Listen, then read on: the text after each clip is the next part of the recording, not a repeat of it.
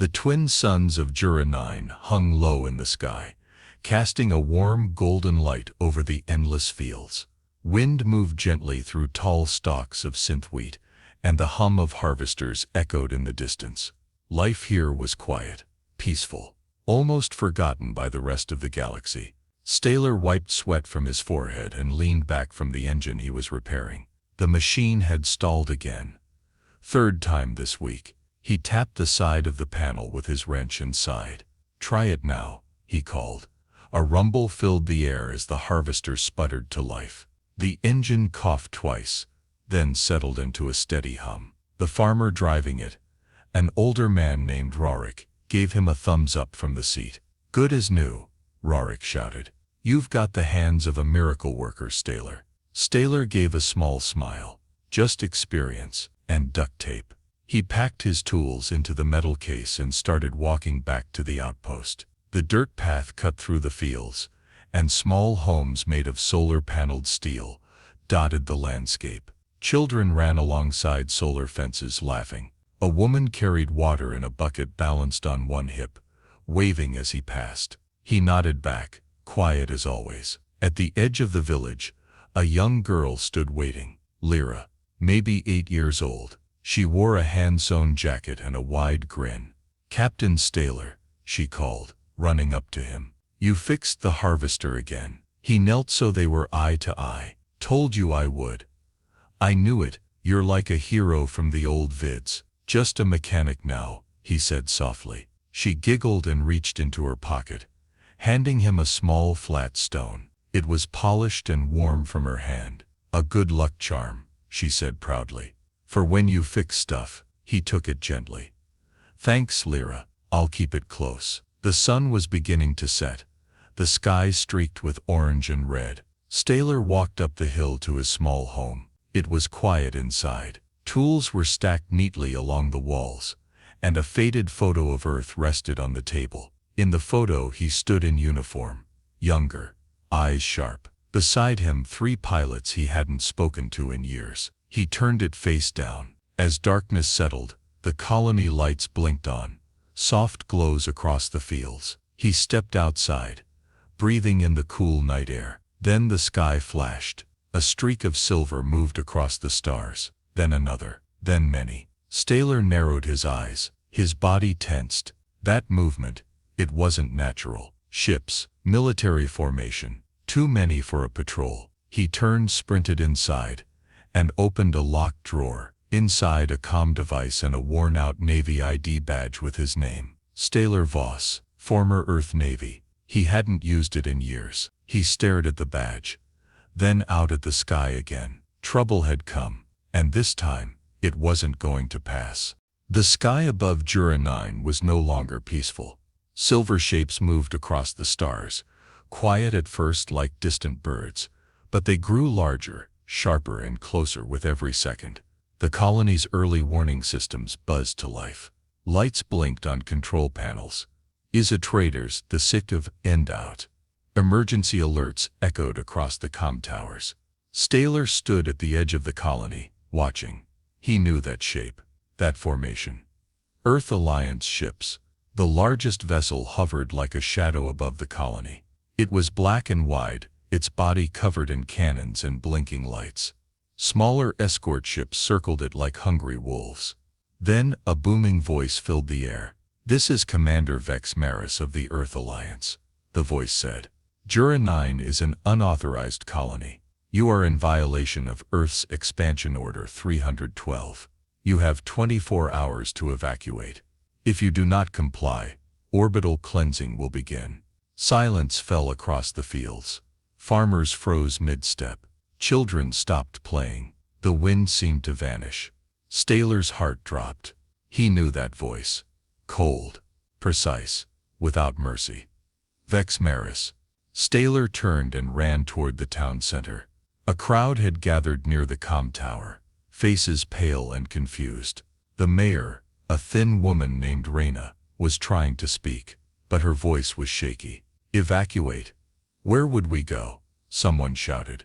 "We don't even have ships," another yelled. "They'll kill us all." Panic was spreading fast. Staler stepped forward, Listen up, he said, loud and steady. The crowd turned to him. Everyone stay calm. Don't make any sudden moves. We have time. 24 hours. What do we do, Staler? Reyna asked, desperate. Staler paused. He looked out at the ships in the sky, then back at the faces of people he'd come to care for. People who had no weapons, no training, just hope and homes. We don't run, he said. We hold our ground. Whispers filled the air. Some looked relieved, others terrified. Reyna stepped closer.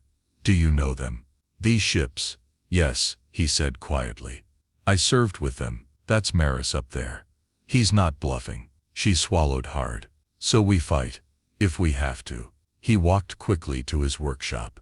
Inside he dusted off an old locker and opened it. A dark green chest plate, scratched from past battles, lay folded next to a rifle. Not much, but it was something. He sat down and activated a secure comm channel, one only Earth Navy officers could access. After a moment, the signal connected. The screen flickered. Then a face appeared. Commander Vex Maris, older now, a scar under his left eye. Cold as ever. Staler spoke first. It's me, Staler Voss. Maris stared at him for a moment, then smiled. A thin, sharp smile. Well, he said. Didn't think I'd find you hiding with the farmers. They're not soldiers, Staler said. They're families, children. You don't need to do this. They're unauthorized, Maris replied. We gave them the law. They ignored it. Now they face the consequence. This isn't law, Staler said. It's slaughter. Maris leaned forward. Peace without control is chaos. You of all people should understand that. Staler clenched his jaw. I won't let you hurt them. You think you can stop a fleet? Maris asked, amused. You, with what? Tools and farmers. Staler didn't answer. Maris ended the call without another word. Staler stood there, breathing heavy. He looked down at the armor in his hands. He had left the war behind, but now the war had come to him. Darkness covered Juranine, but no one slept that night. Families stayed huddled inside their homes. Lights stayed off. Mothers whispered comfort to children, while fathers checked doors that had never needed locks before. Above, Earth's fleet floated like a silent mountain, watching. Staler sat alone in his workshop. The light from the console glowed on his face. His armor lay beside him, still untouched. He was staring at a small metal tag. It was bent, old, and worn with time. His Earth Navy ID. Commander Voss, Staler, Tactical Pilot Division. Code, Raven 12. He remembered the last mission he flew under Earth's command. It had been a border dispute on a mining world. Civilians refused to evacuate. Maris ordered a strike. Staler had watched the feed, watched the fire rain down on innocent people. He disobeyed, turned his ship around, faced a court-martial, and walked away from everything. Now Maris was here again, and he was ready to do it all over again. Staler opened the comms and sent a signal to Reyna, the mayor. We need to act fast, he said. Do you have access to any old tech? Mining bots, power tools, drones, anything that can be turned into a defense. We have some scrap, and a few utility bots, she replied. Nothing made for combat. We'll make it work. He went to the storage hangar, where a few old machines sat unused. Hover loaders, survey drones, a broken turret from a long-forgotten security unit. Jan, a young techie from the colony, arrived carrying a bundle of wires and an old data core. Thought you might need help, she said. I can reprogram these drones to track targets, might even give them some attitude. Good, Staler said. We'll need them to bite. While Jan worked on the drones, Staler gathered volunteers, farmers, engineers, even teenagers. He showed them how to weld plates to vehicles, how to use flare guns as traps, and how to rig mining lasers as short-range weapons. They worked through the night. Then the first attack came. A sharp whine split the sky. 3 fast-moving Earth drones broke through the clouds and shot down toward the fields. Get to cover, Staler shouted. The colonists scattered. One drone fired, exploding a water tank near the main hall. Another clipped a solar panel tower, setting it ablaze. But Juranine wasn't helpless. One of the reprogrammed mining bots moved forward. A claw reached up and slammed into the drone, dragging it to the ground in a crash of sparks. Another drone flew too low and hit a hidden tripwire. It exploded in midair. The last drone circled high, scanning. Then it fired. Staler tackled John out of the way, but the blast hit the house behind them. A scream followed. They ran toward it and found two people injured. One of them was Lyra, the little girl who had given Staler the stone. She was unconscious, her leg badly burned. He picked her up, his hands shaking. A medic rushed over to take her. Staler stood still for a long moment, staring at the smoke rising from what had once been a peaceful home. He looked up at the fleet in the sky. His voice was low, cold. "This ends now." He turned to the others. "No more waiting. We prepare. We fight. We survive." His eyes were no longer tired. They were sharp again. The sun rose slowly over Jura-9, casting pale light on the damage left behind. Smoke curled up from broken homes. The air smelled like scorched metal and fear, but the people of the colony were not running. They were building. Staler stood on the roof of the outpost, watching the sky. The Earth fleet had not moved. It waited, quiet and patient, like a blade held just above their heads. He turned and climbed down the ladder. Jan met him near the workshop, her eyes red from no sleep but full of fire. "Drones are ready," she said. "Basic targeting, simple commands, and a whole lot of attitude, just like I promised." Staler smiled. "Good work." They walked together to the field behind the colony where the people were gathered. Old mining bots rolled over the dirt. Some carried makeshift weapons, welded on flamethrowers or spinning saw blades. Others dragged metal panels to reinforce buildings. Staler raised his voice. "Every trap we lay buys us time. Every second we fight makes Maris look weaker. He expects us to beg. We'll show him something else." The people nodded. No one cheered. But their eyes were hard now. They believed in him. Reyna approached, carrying a small metal box. "We found an old transmitter in storage. It's Earth Navy grade." Staler opened it carefully. It was dusty but intact, a long-range encrypted signal device. He recognized the model. It was old but powerful. "If we can get this working," he said, "we can broadcast beyond the system. Maybe someone out there will hear us." Jan took the box and got to work right away. Wires hung from the table. Sparks flew as she adjusted the power core. Meanwhile, Staler met with small teams, giving each of them simple instructions. One team laid hidden trip mines in the main paths leading to the colony. Another team built signal jammers using old farm antennas. A third team planted decoy targets in the fields to confuse incoming fire. Everything was improvised. Nothing was perfect, but it was something. That night, Staler sat beside Lyra in the medical tent. She was still unconscious, but her breathing was steady. A small bandage covered her leg. He placed the polished stone she'd given him next to her hand. "You gave me this for luck," he whispered. "Now I'm giving it back." Outside, the transmitter sparked to life. "It's working," Jan shouted. "Signal is clean." Staler rushed out and took the mic. He pressed the button and spoke into the void. "This is Staler Voss of Jura-9. Civilian colony under threat by Earth Fleet Commander Vex Maris. We have no weapons, no soldiers, just people. They plan to wipe us out in less than 20 hours. If anyone hears this, help us. Bear witness." He released the button. The signal beamed out into space, far beyond the system. They had no idea if anyone would hear it, but it was all they had left. Staler looked back up at the fleet, still hanging in the sky. He whispered to himself, "Let them come." The next morning came with fire. Without warning, the Earth fleet moved. Bright lights lit up the sky. The sound of engines roared like thunder as ships descended into position. The people of Jura-9 looked up, eyes wide. The countdown was over. "They're coming," someone shouted. Staler ran to the command post, where Jan was already scanning the radar. "Multiple drop pods incoming. Drones. Maybe soldiers," she said. Her hands flew over the console. "Activate the grid," Staler ordered. All across the colony, traps came online. Buried charges beeped softly beneath the dirt. Laser fences sparked to life. Defense drones buzzed up into the air. Then the first wave hit. Metal drop pods slammed into the ground, cracking the soil. Earth Alliance drones spilled out, black, insect-like machines with glowing red eyes. They opened fire, cutting through anything in their path.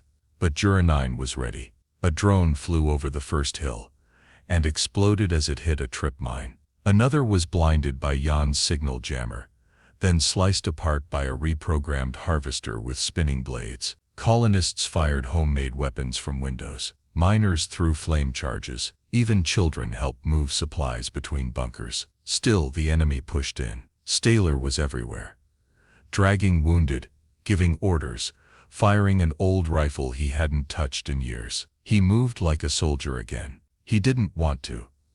But now there was no choice. An explosion rocked the west side of the colony. The medical tent collapsed. Staler ran toward it, heart pounding. Lyra was inside. He and a medic dug through burning canvas and fallen beams. At last they found her, alive, covered in dust but breathing. Staler carried her out, cradling her gently. "You're safe," he whispered.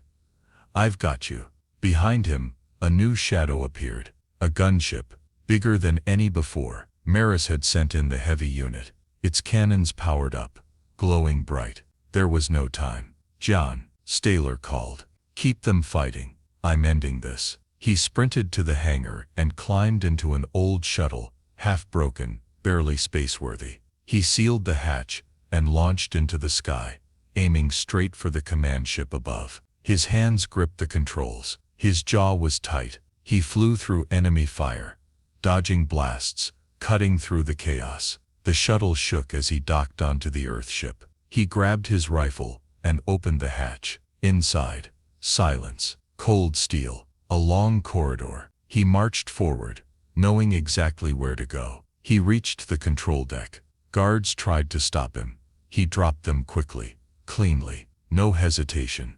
Then the door opened. Commander Maris stood alone, older, colder, dressed in black command armor. "Well," Maris said, "you actually came." "End this," Staler said. Maris tilted his head. "You're still soft, still trying to protect people who don't matter." "They matter to me," Staler replied. Maris raised a sidearm. "Then you'll die for them." But before he could fire, a loud ping echoed across the ship's speakers. An incoming signal. "Unknown vessels approaching," a voice reported. "Neutral flags, civilian ships, broadcasting on emergency channels." Maris looked confused. Then the screen lit up. Multiple ships, large and small, were entering the system. Traders, smugglers, even retired patrol cruisers. All had received Staler's message, and they had come. One by one, they positioned themselves between the Earth fleet and Jura 9. A blockade. Not to fight,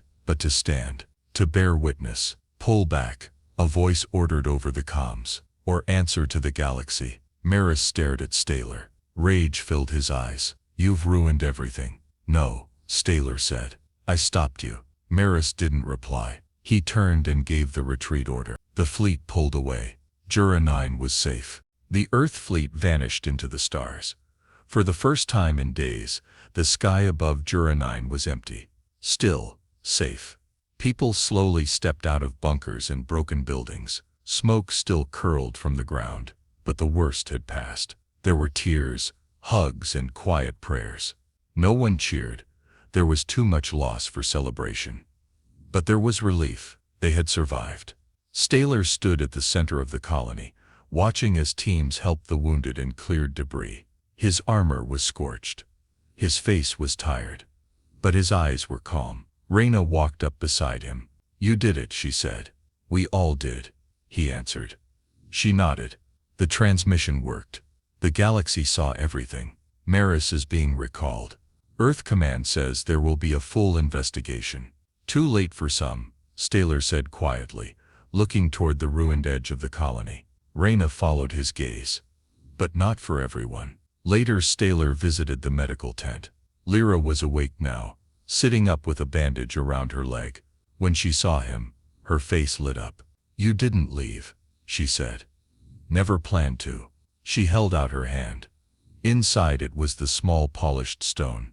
"You gave this back to me before the attack," she said. But now I want you to keep it again." He took it and smiled.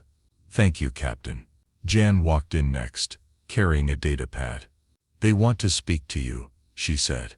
"Earth Command and the Colony Council. They want you to lead the new defense force." Staler looked at the datapad, then shook his head. "I didn't fight to become a soldier again," he said. "I fought to protect this place. That's enough." Stalerson looked disappointed, but nodded. "So, what now?" He glanced around.